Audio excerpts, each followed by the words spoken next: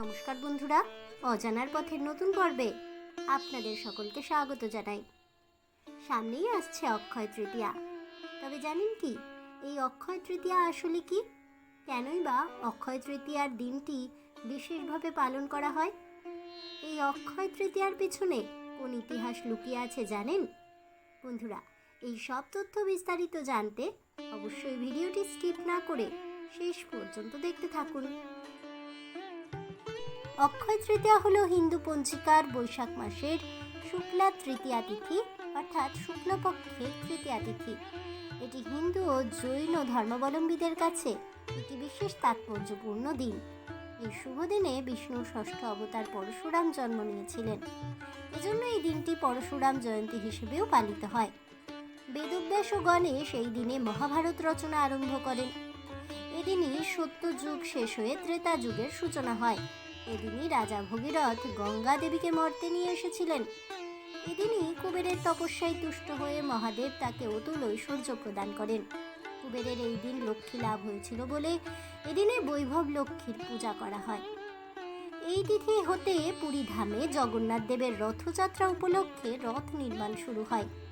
অক্ষয় শব্দের অর্থ হলো যা ক্ষয়প্রাপ্ত হয় না। বৈদিক বিশ্বাস অনুসারে এই পবিত্র তিথিতে কোনো শুভ কার্য সম্পন্ন হলে তা অনন্তকাল অক্ষয় হয়ে থাকে। কেদার, বদ্রী, গঙ্গোত্রী, যমুনোত্রীর যে মন্দির 6 মাস বন্ধ থাকে, এই দিনেই তার দ্বার উদ্ঘাটন হয়।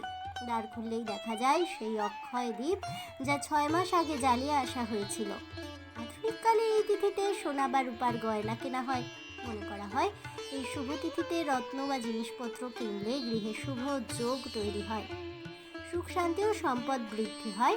এই আশাতেই এদিনে মানুষ সংস্কৃত ভাষায় অক্ষয় শব্দের অর্থ হলো অবিনশ্বর অর্থাৎ ক্ষয় নেই যাহার। এছাড়াও সমৃদ্ধি, প্রত্যাশা, আনন্দ, সাফল্য। তৃতীয় অর্থাৎ তৃতীয়া তিথি, তার অর্থ হলো চাঁদের তৃতীয় দিন। হিন্দু পঞ্জিকায় বৈশাখ মাসের তৃতীয় চন্দ্র দিনের নামানুসারেই এই দিনটির নামকরণ করা হয়েছে অক্ষয় তৃতীয়া।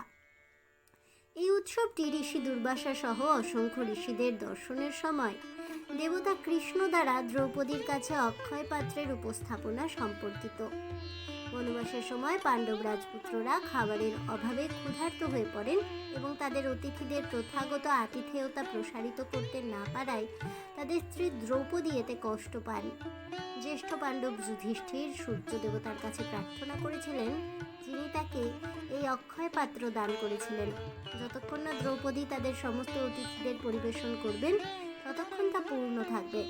সহজেই ক্রুদ্ধ ঋষি দুর্বাসার দর্শনের সময় শ্রীকৃষ্ণ বাটি থেকে একটি ছোট্ট কণা খেয়েছিলেন, যা ঋষির ক্রোধকে শমিত করেছিল এবং পাণ্ডবদের তার অভিশাপের হাত থেকে রক্ষাও করেছিল। অক্ষয় তৃতীয়াকে হিন্দুরা বিষ্ণুর ষষ্ঠ অবতার পরশুরামের জন্মতিথি হিসেবে বিশ্বাস করেন। তিনি বৈষ্ণব মন্দিরে পূজনীয়। যারা পরশুরামের সম্মানে এটি পালন করে তারা কখনো কখনো এই উৎসবকে পরশুরাম জয়ন্তীও বলেন। বিকল্পভাবে কেউ কেউ বিষ্ণুর অষ্টম অবতার শ্রীকৃষ্ণের প্রতি তাদের শ্রদ্ধা নিবেদন করেন এই পবিত্র দিনে, অর্থাৎ এদিনে নারায়ণ পূজার রীতি রয়েছে। জনশ্রুতি আছে যে ঋষি ব্যাস অক্ষয় তৃতীয়ায় দেবতা গণেশকে হিন্দু মহাকাব্য মহাভারতের পাঠ করা শুরু করেছিলেন।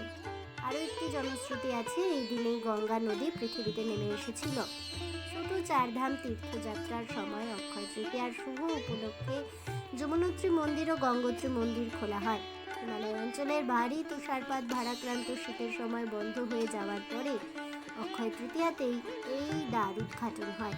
অক্ষয় তৃতীয়ার অভিজিৎ মুহূর্তে মন্দিরগুলি খোলা হয়ে থাকে।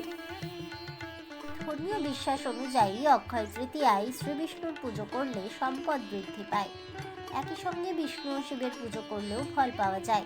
গঙ্গায় স্নান করতে যাওয়া সম্ভব না হলে বাড়িতেই এদিন গঙ্গা জলে স্নানের পর বিষ্ণু মূর্তিতে চন্দন মাখাতে হবে। এর সঙ্গে দিতে হবে তুলসী পাতা, সম্ভব হলে বেল ফুলও দেওয়া যেতে পারে। এছাড়া দুধ, দই, ঘি, মধু ও চিনি দিয়ে পঞ্চামৃত তৈরি করুন। পুরাণ অনুযায়ী মহাভারতে পাণ্ডবরা যখন নির্বাসনে 13 বছর কাটিয়ে ফেলেন, তারপর একদিন ঋষি দুর্বাসা তাদের আস্তানায় প্রবেশ করেন। দ্রৌপদী তাকে অক্ষয় পাত্রে খেতে দেন। এই আতিথেয়তায় মুগ্ধ হয়ে দুর্বাসা বলেন, আজ অক্ষয় তৃতীয়া, আজ যে ছোলা, ছাতু, গুড়, ফল, বস্ত্র, জল ও দক্ষিণা দিয়ে শ্রী বিষ্ণু ভগবানের পুজো করবে সে অবশ্যই সম্পদশালী হয়ে উঠবে।